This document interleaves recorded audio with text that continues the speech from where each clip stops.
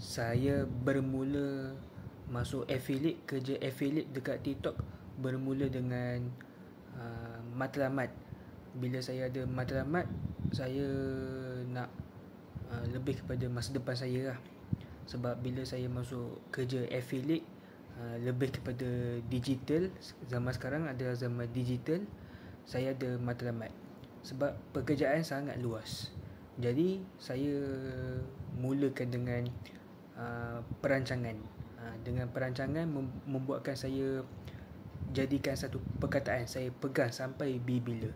Kekurangan bukannya satu penghalang untuk saya buktikan kepada orang lain. Jadi saya ada sakit sawan, saya buktikan saya nak buat satu pekerjaan digital, buat sementara waktu. Selagi saya mampu, saya buat yang terbaik untuk diri saya sendiri dan untuk orang yang memerlukan sokongan.